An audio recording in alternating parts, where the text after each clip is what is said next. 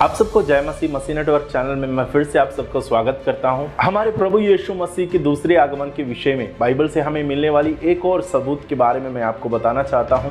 वह है प्रभु यीशु मसीह का रुमाल जो यीशु मसीह के सिर पर जो बंधा हुआ था।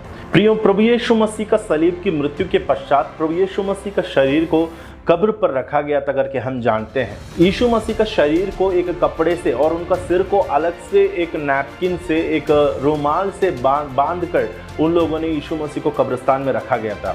लेकिन हमारा प्रभु यीशु मसीह तीसरा दिन मृत्यु से जी उठने के पश्चात यीशु मसीह का शरीर को जिस कपड़े से बांधा गया था, लपेटा गया था, उस कपड़ा वैसे की वैसा ही रहा है। लेकिन यीशु मसीह का सिर पर जिस नैपकिन से, जिस रुमाल से बांधा गया था, उस नैपकिन को, उस रुमाल को तह लगाकर यानी फोल्ड करके वहां पर एक स्थान में रखा गया था।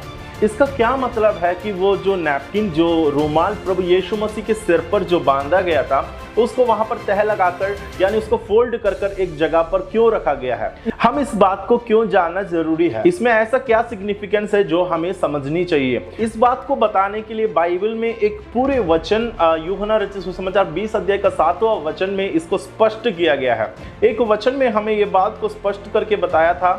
उस वचन मैं आपके लिए पढ़ना चाहता हूँ। यूहन्ना रचित सुसमाचार 20 अध्याय उसका 7वां वचन में है। वहां पर ऐसा लिखा गया है, और वो अंगोछा जो उसके सिर से बंधा हुआ था कपड़ों के साथ पड़ा हुआ नहीं, परंतु अलग एक जगह लपेट कर रखा हुआ देखा।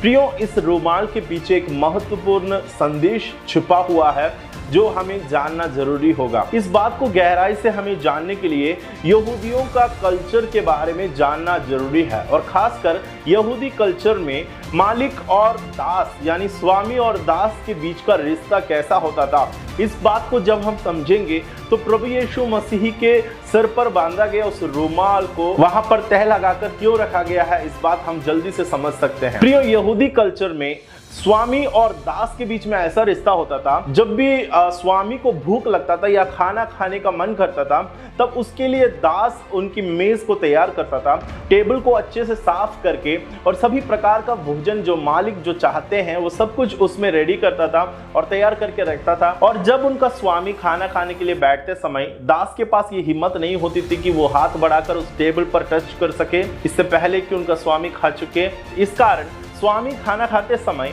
अपना दास को एक सिग्नल, एक संदेश देने के लिए उस टेबल पर एक नैपकिन यानी एक रुमाल को रखा करता था।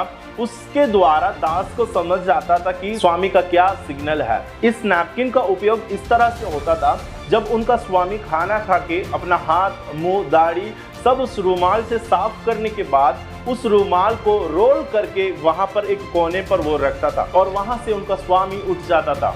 तो इसको देखकर उसका दास ये समझ जाता था कि अब उनका स्वामी खाकर उठ चुका है, अब वो वहां जाकर उस टेबल पर हाथ बढ़ा सकता है या वहां से चीजें उठा सकते हैं। जब तक ऐसा ना हो तब तक दास के अंदर ऐसा हिम्मत नहीं होती थी कि वो हाथ बढ़ाकर उस टेबल को छुए। इसी तरह जब उसका स्वामी खाना खा रहा है और बीच में मान लो उनको उठना पड़ा या बाहर जाना पड़ा या किसी ने बुलाया, तो वो खाने के बीच में से उठकर वो बाहर चले जाता था। अगर भोजन के बीच में से उनका स्वामी को उठना पड़ा, तब वो उस नैपकिन को तह लगाकर या उसको फोल्ड करके एक साइड में रखता था। उस नैपकिन को टेबल पर फोल्ड करके रखने के द्वारा उनका दास ये समझ जाता था कि अभी टेबल पर हाथ मत लगाना, मैं वापस आ रहा हूं। प्रियो, इसी तरह जब प्रभु यीशु मसीह जिस रात वो पकड़वाया गया था, वो फसह का पर्व का समय था, जो उस दिन वो अपना चेले लोगों के साथ यानी अपने दासों के साथ बैठकर भोजन कर रहा था। फसह का पर्व का भोजन लगभग 7 दिन तक लगातार रहते थे।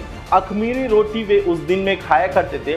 लेकिन हमारा प्रभु यीशु मसीह फसह का पहला ही दिन का भोजन करने के पश्चात उनको पकड़वाया गया, और उसके बाद हम जानते हैं कि यीशु मसीह को सूली पर चढ़ाया और उनको कब्र में रखा गया। यानी हमारा प्रभु यीशु मसीह फसह का भोजन को पूरी रीति से ग्रहण नहीं कर पाया था, यानी सिर्फ पहला ही दिन का फसह का पर्व का भोजन प्रभु यीशु मसीह कर पाया था। इसलिए जब प्रभु यीशु मसीह को कब्र में रखने के पश्चात यीशु का शरीर को जिस वस्त्र से, जिस कपड़े से लपेटा गया था और उनका सिर को जिस रुमाल से बांधा गया था, उस रुमाल को, उस नैपकिन को प्रभु यीशु मसीह की जी उठने के पश्चात प्रभु यीशु मसीह ने एक जगह पर फोल्ड करके रखा है। उसका मतलब है उनका दासों को वो एक संदेश दे रहा है कि आई एम नॉट फिनिश्ड, मैं अभी तक पूरा नहीं किया। प्रियो, ये एक बहुत बड़ी संदेश है जो उस नैपकिन के द्वारा, उस रुमाल जो वहां पर तह लगाकर जो रखा गया था, उस रुमाल के द्वारा हमें जो प्रभु यीशु मसीह ने समझाता है कि यीशु मसीह वो दोबारा आने वाला है, वो वापस आकर हमसे मिलने वाला है करके हमें एक संदेश देता है। प्रभु यीशु मसीह को क्रूस पर चढ़ाते समय प्रभु यीशु मसीह ने कहा है इट इज फिनिश्ड, यानी सब कुछ पूरा हुआ। मतलब प्रभु यीशु मसीह का पहला आगमन के विषय में जितने भी भविष्यवाणियां और जितने भी काम प्रभु यीशु मसीह को करना था वो सब कुछ उस समय पूरा हो गया था। मगर प्रभु यीशु मसीह ने हमें एक और संदेश दिया है, सब कुछ पूरा नहीं हुआ है। प्रभु यीशु मसीह का दूसरी आगमन बचा है, प्रभु यीशु मसीह आने वाला है। उसका एक सबसे बड़ी संदेश है, वहां पर जो लपेट कर रखा गया उस रुमाल हमें यह संदेश देता है। इस कारण प्रभु यीशु मसीह ने जी उठने के पश्चात उस रुमाल को वहां पर तह लगा कर रखा गया था। इस संदेश के द्वारा परमेश्वर आप सबको आशीष दे। प्रभु यीशु मसीह की आगमन की तैयारी के साथ आगे बढ़ता जाए। परमेश्वर आप सबको सहायता करे।